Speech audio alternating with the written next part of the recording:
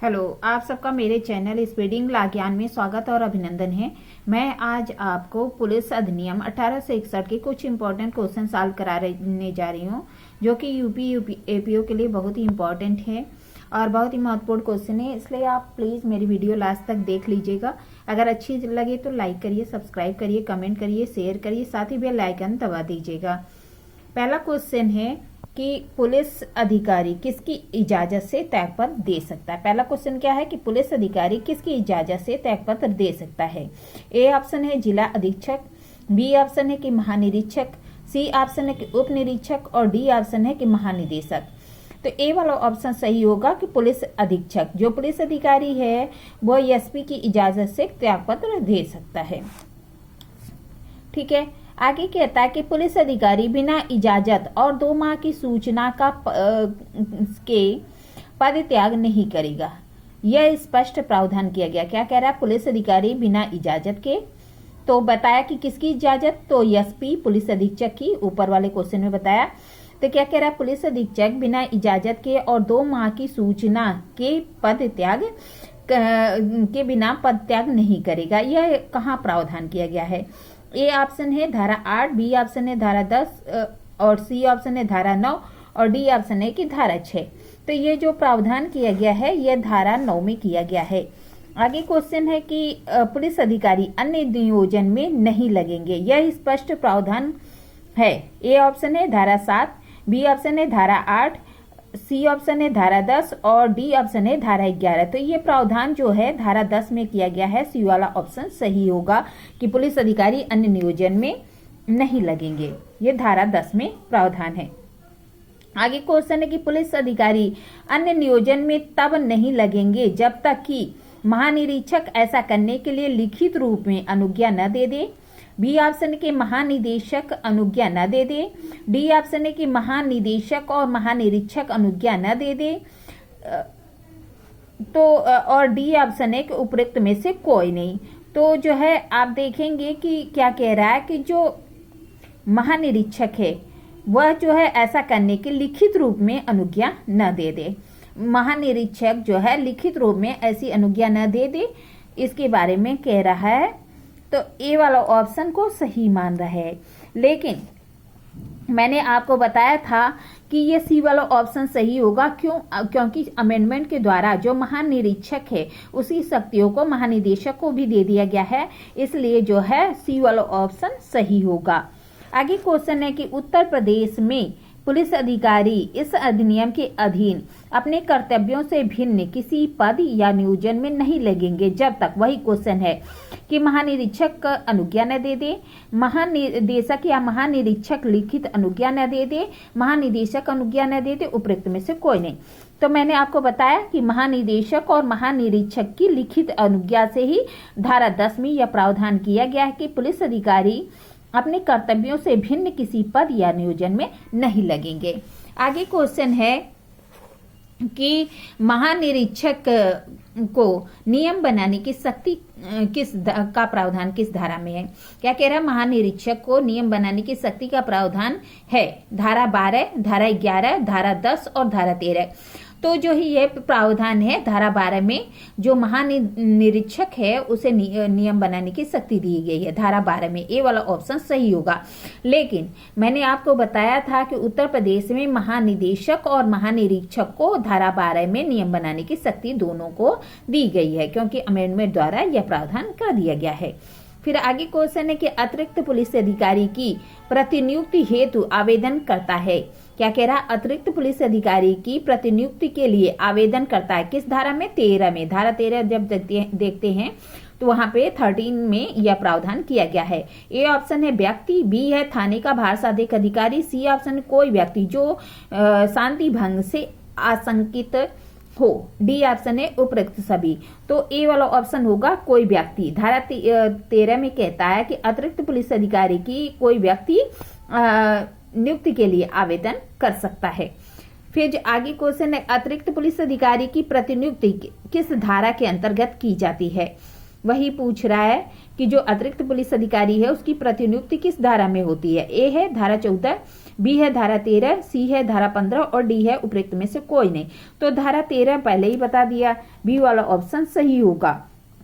आगे क्वेश्चन है कि अतिरिक्त पुलिस अधिकारी की प्रतिनियुक्ति कौन करता है। ए ऑप्शन है कि पुलिस महानिरीक्षक, बी ऑप्शन है कि सहायक महानिरीक्षक, सी ऑप्शन है उप महानिरीक्षक, डी ऑप्शन है उपरोक्त में से कोई भी। तो डी वाला ऑप्शन सही होगा, क्योंकि अतिरिक्त पुलिस अधिकारी की प्रतिनियुक्ति पुलिस महानिरीक्षक करता है, सहायक महानिरीक्षक करता है, या फिर जो उप महानिरीक्षक है वह भी करता है। और महानिरीक्षक के स्थान पे मैंने बता दिया कि अमेंडमेंट द्वारा महानिदेशक भी आ गया है। तो कौन कौन कर सकता है कि पुलिस महानिदेशक कर सकता है, महानिरीक्षक कर सकता है, सहायक महानिरीक्षक कर सकता है, या उप महानिरीक्षक कर सकता है। अर्थात डी वाला ऑप्शन सही होगा, उपरोक्त में से सभी। फिर आगे क्वेश्चन पूछता है कि अतिरिक्त पुलिस अधिकारी किसके साधारण नियंत्रण में रहता है। एक है जिले के मजिस्ट्रेट, बी है कि जिला अधीक्षक, सी है कि महानिरीक्षक और डी है कि उपरोक्त सभी। तो ए वाला होगा, जो जिले का मजिस्ट्रेट डीएम है वह जो है अतिरिक्त पुलिस अधिकारी के उसके ही नियंत्रण में रहता है। आगे क्वेश्चन है कि जो है अतिरिक्त पुलिस अधिकारी अन्यथा किसके निर्देशों के अधीन होता है। क्या कह रहा है, अतिरिक्त पुलिस अधिकारी किसके निर्देशों के अधीन होता है। ए है कि जो है जिला अधीक्षक, बी है जिले का मजिस्ट्रेट, सी है कि महानिदेशक, डी है कि उपरोक्त सभी। तो जो एसपी होता है उसके निर्देशों के अधीन होता है, एसपी उसको डायरेक्शन देता है, निर्देश देता है। ए वाला ऑप्शन सही होगा, जिला अधीक्षक। आगे क्वेश्चन है कि अतिरिक्त पुलिस अधिकारी को प्रत्याहरित किए जाने का आवेदन किया जाता है। जो अतिरिक्त पुलिस अधिकारी है उसकी जो है उसको नहीं रखने के लिए, प्रत्याहरण करने के लिए आवेदन किया जाता है।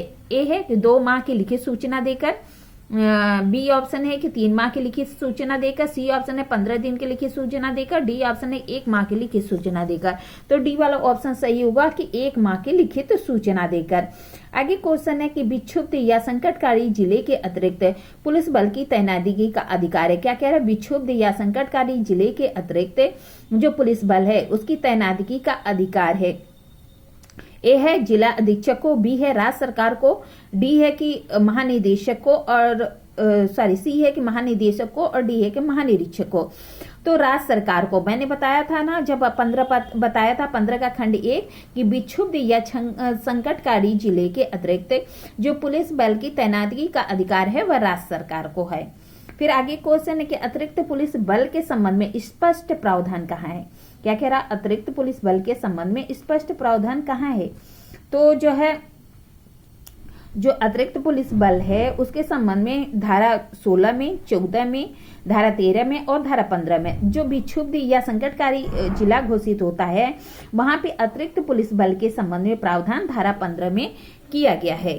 तो डी वाला ऑप्शन सही होगा।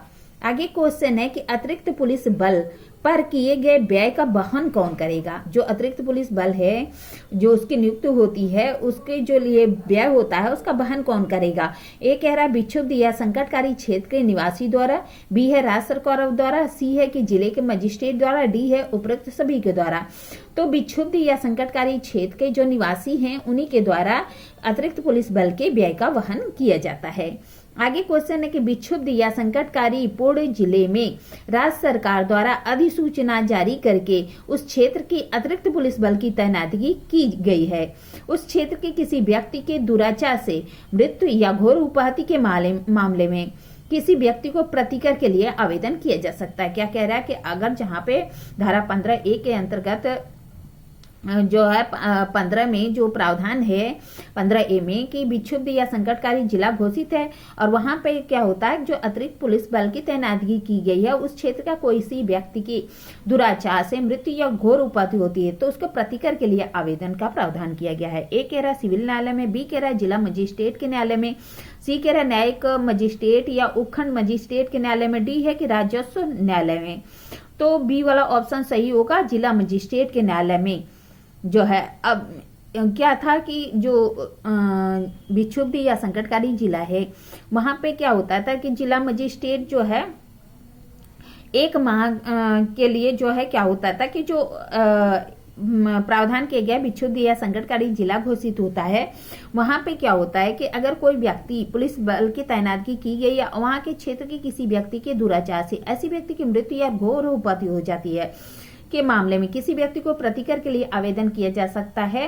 तो कह रहा है कि जिला मजिस्ट्रेट का जो न्यायालय होगा 15 का ए है 1 माह के अंदर, अब है कि 3 माह के अंदर कर सकता है। फिर आगे क्वेश्चन है विशेष पुलिस अधिकारी नियुक्ति का प्रावधान किसमें है? धारा 17 में, धारा 16 में, धारा 18 और धारा 13 में। तो धारा 17 में विशेष पुलिस अधिकारी की नियुक्ति के बारे में प्रावधान किया गया है। आगे क्वेश्चन है कि विशेष पुलिस अधिकारी के रूप में नियुक्ति की जाती है किसी पुलिस अधिकारी को, बी है कि किसी क्षेत्र के व्यक्ति की, या फिर कह रहा है कि उस क्षेत्र में जिसमें दंगा बलवा या शांति भंग होने की आशंका है उस क्षेत्र के निवासियों की, और डी है कि उपयुक्त सभी की। तो सी वाला ऑप्शन सही होगा कि विशेष पुलिस अधिकारी के रूप में जो धारा 17 में नियुक्ति की जाती है जिस क्षेत्र में दंगा बलवा या शांति भंग होने की आशंका है वहां के निवासियों को नियुक्त किया जाता है। तो सी वाला ऑप्शन सही होगा। ठीक है, इस तरह मैंने आपको कुछ क्वेश्चन सॉल्व कराए। अगर आपको वीडियो अच्छी लगती प्लीज लाइक करिए, सब्सक्राइब करिए, कमेंट करिए, शेयर करिए, साथ ही बेल आइकन दबा दीजिए ताकि कोई भी नोटिफिकेशन आपको तुरंत ही मिल जाए। ठीक है, धन्यवाद, थैंक यू।